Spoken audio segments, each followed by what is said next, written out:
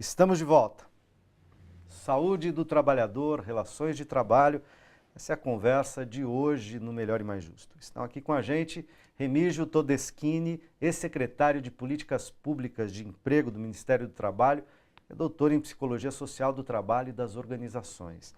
E Erval Pina Ribeiro, médico, doutor em Saúde Pública, professor e pesquisador da Universidade Federal de São Paulo e diretor do SEMPRAS, Centro Nacional de Apoio em Pesquisas sobre as Relações Sociais do Trabalho e a Saúde.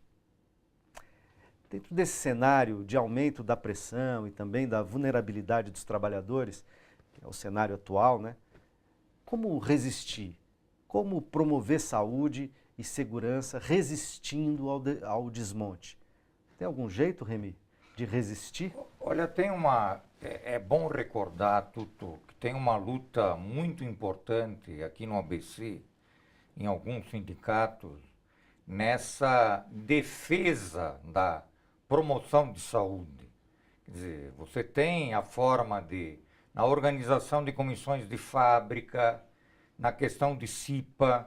Aqui vou recordar uma questão que o Dr. Erval tem participado, que nos anos 80 ele era assessor do Sindicato dos Químicos do ABC, por exemplo, a luta contra a contaminação do chumbo na ferro-enâmel em São Bernardo do Campo, que reverteu como mudança do processo produtivo, o enclausuramento do processo, o afastamento dos trabalhadores que não estavam sendo afastados, no caso do chumbo, como, por exemplo, teve o fechamento da Matarazzo em São Caetano do Sul, por causa da exposição ao benzeno na fabricação do BHC, como também uma grande luta da Solvay, lá em Rio Grande da Serra, aqui de Santo André, pela contaminação do mercúrio, sem falar da atual Braskem, que houve um acidente de explosão que a gente chama de acidentes maiores,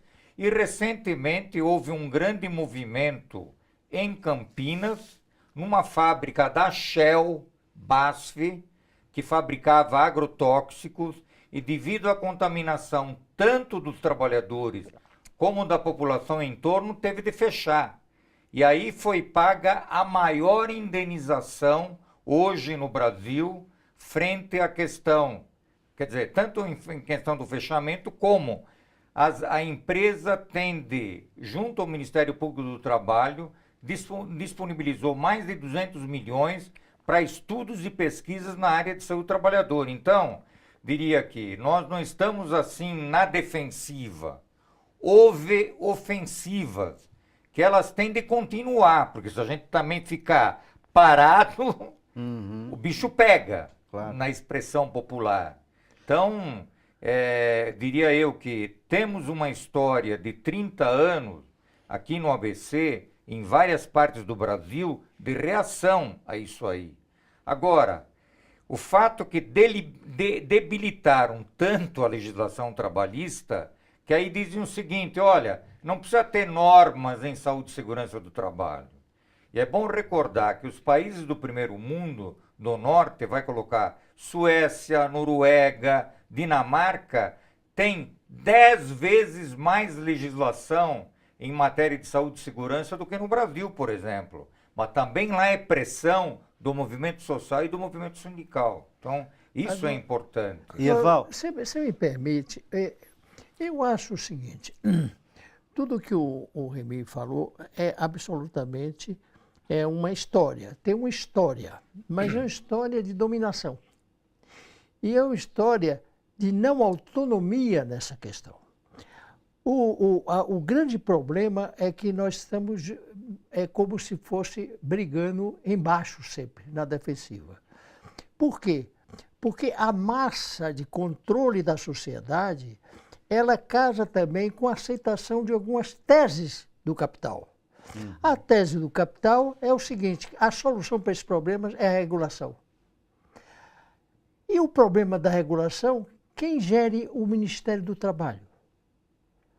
Quem controla esse sistema todo é o próprio Estado. Se o Estado tem uma posição que é uma posição favorável ao capital, você não vai resolver nenhuma. Vocês estão bem referindo à autonomia necessária. Eu acho que o movimento sindical, se quiser, pelo menos, avançar, terá que ter autonomia necessária. E pode. Pode como?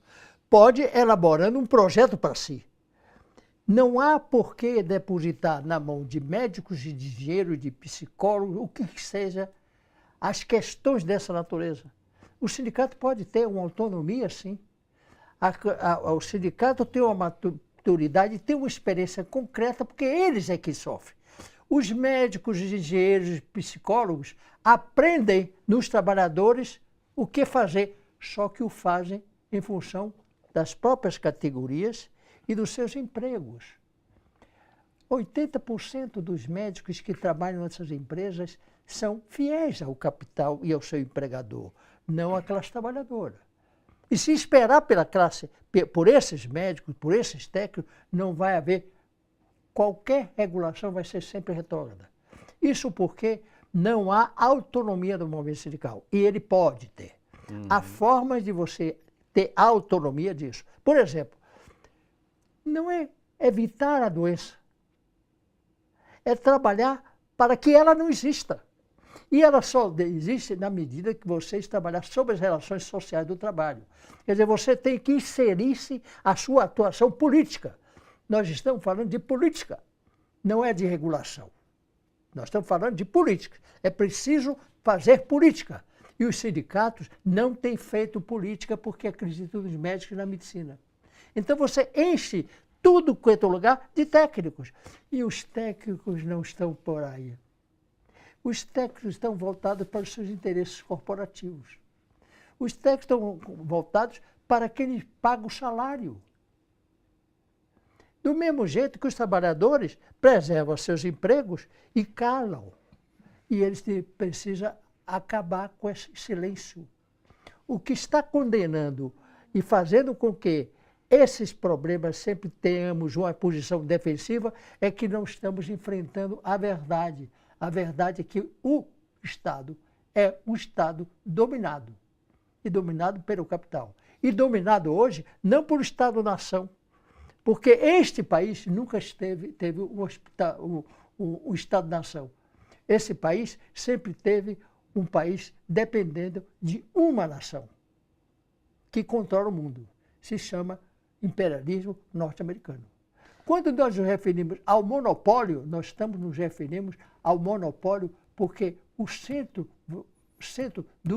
do monopolismo está na Europa. Não é por acaso hoje que temos o Trump, que não diferencia muito dos outros presidentes dos Estados Unidos. Nós somos países colonizados, porque a nossa burguesia é colonial. E é isso que esse livro diz. Quer dizer, a questão fundamental é do colonialismo. É um novo colonialismo. Não precisa de colonos. O colonialismo faz mal à saúde, né? Faz mal à saúde. De vista. Deixa eu colocar outras perguntas aqui na roda, senão os nossos internautas ficam sem resposta. E eles insistem, eles estão preocupados com a questão da reforma trabalhista, viu, Remy? A Maria Fernanda Militite Seibel, acho que fala assim, fala a reforma trabalhista e a insegurança criada com a mudança de regras influencia negativamente a saúde psíquica dos trabalhadores? Sim, sem dúvida. Eu acho que nós estamos aqui desde o início colocando, é uma psicopatia social tremenda. Na realidade, ela influi como uma pressão em cima da força de trabalho quando ela está retraída. Quer dizer, a gente fica cada vez mais isolado, se deprime, quando que o resultado tem de buscar coesão, forças entre os demais companheiros ou companheiras para poder, inclusive, enfrentar. Tem um dado, inclusive, o Erval conhece, nos anos 80, nas lutas organizadas na área química, quando a gente tentava chamar o doente, a gente vinha que ver 2 ou 3 gatos pingados que queria resolver o problema com o advogado. A gente colocou, não, o problema é geral. O problema é justamente de evitar a doença. Por exemplo, um fator mobilizador, no caso da ferro-enâmel, sabendo que o caso do chumbo também tem uma influência que impacta na sexualidade, a gente foi com um boletim do sindicato na porta de fábrica lá o seguinte: o chumbo mata e brocha.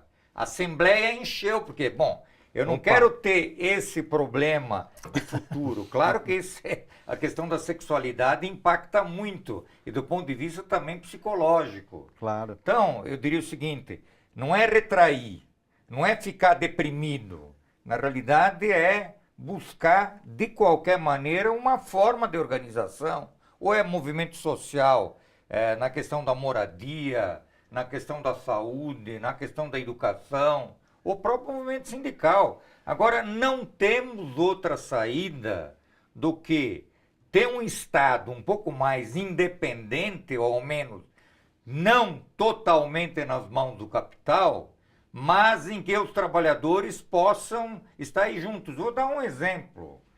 Nesse 1 ano e meio de governo Temer, não se reuniu mais a comissão tripartite de normas de saúde e segurança do Ministério do Trabalho. Eliminaram, porque o ministro que tem a caneta, ele dá a canetada contra os interesses dos trabalhadores a todo momento e a toda hora. Vide a escrita dos 101 artigos da reforma trabalhista, que partiu de uma redação do ministro com o ministro da Fazenda, e ponto final. Internamente os técnicos nem tiveram conhecimento.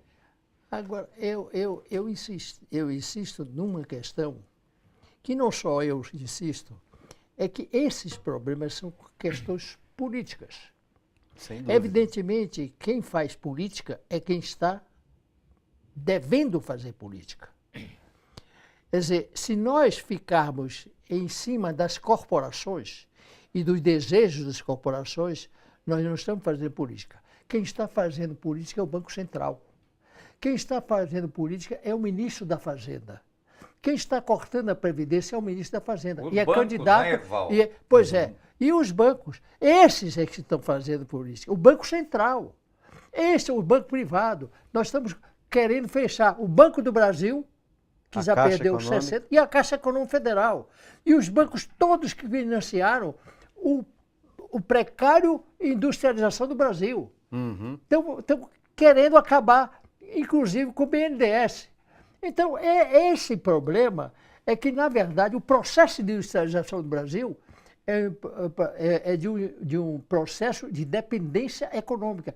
Você está perdendo capacidade criativa de tecnologias. E ó, o Luiz Alberto Freire pergunta uma coisa que vai nessa direção, quer dizer, do Estado refém, nesse momento, do sistema financeiro, do rentismo, enfim, em outros momentos de outras configurações do capitalismo no mundo ocidental, né? Ele diz: acabar com o Ministério da Previdência Social foi uma medida infeliz para a classe trabalhadora brasileira.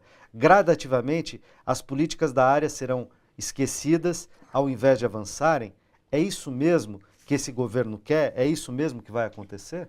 Evaldo? Eu não tenho dúvida. Nós estamos num processo de liquidação rápida, porque, evidentemente, a população e os trabalhadores estão tomando consciência de si. O grande aspecto que se revela nesse momento é o ressurgimento de uma rebelião, né, que está ganhando as ruas e calando aquelas pessoas que batiam as panelas vazias dos altos edifícios. Porque a crise chegou à classe média. Porque, na verdade, se você olhar como é que está se desenhando a política do Brasil, é o seguinte: a burguesia brasileira nunca existiu. Sempre foi uma burguesia muito atrasada. Nunca teve projeto nenhum de país. O projeto da burguesia era a escravatura mesmo. A escravatura acabou um ano antes da República. Agora, ela demorou todo o processo em que era o governo Pedro I e Pedro II. Você já reparou a bandeira do Brasil? É igual a bandeira do Império, do Pedro I e Pedro II. Mudaram apenas ordem e progresso. Botaram o lema positivista lá, né? Por gente, coitado do Augusto Conte. Não tem culpa nenhuma disso. Agora botaram ordem e progresso. É de ordem que nós precisamos de progresso. Qual ordem e qual progresso? Qual é a natureza do Estado brasileiro?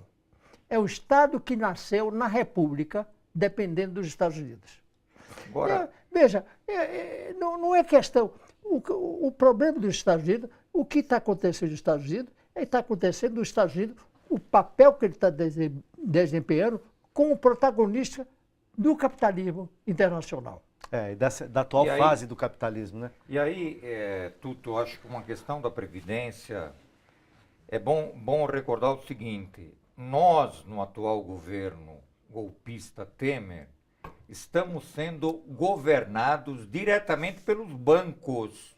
Pelo capital financeiro. Porque o atual secretário de Previdência, vinculado ao Ministério da Previdência, ele é especialista em previdência complementar. Planos privados de Tá, e previdência. planos privados significa o seguinte, é tentar ludibriar a classe média que, se você, não espere 40 anos de contribuição, 49. Nós, nos bancos, vamos fazer um plano de 20 ou 30 anos. Só que aí vai ser um engodo.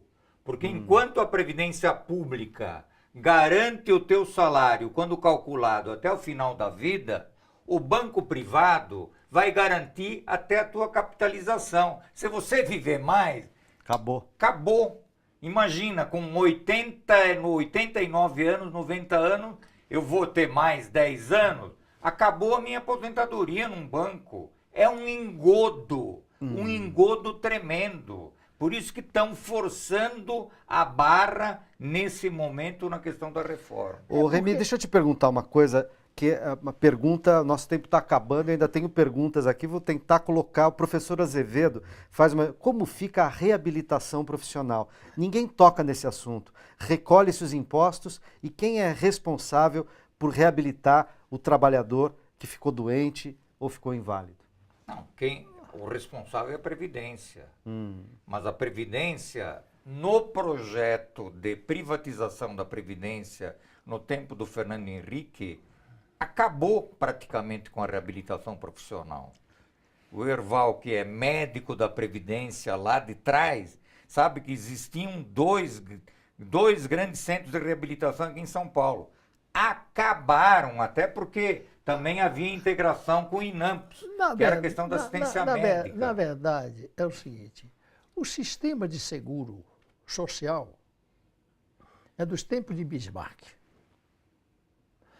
Inclusive, já naquela época... Bismarck na Alemanha. Na Alemanha. Já naquela época, a criação foi por causa do número crescente de acidentes de trabalho e de doença do trabalho.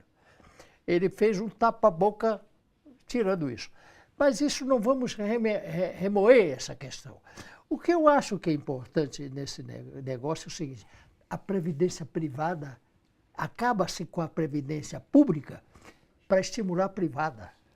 É isso que está. O trabalhador. É isso que está. E na privada só como indenização também. Você sabe, o que está se fabricando de empresas de seguro-saúde, né, é uma coisa, olha, alarma.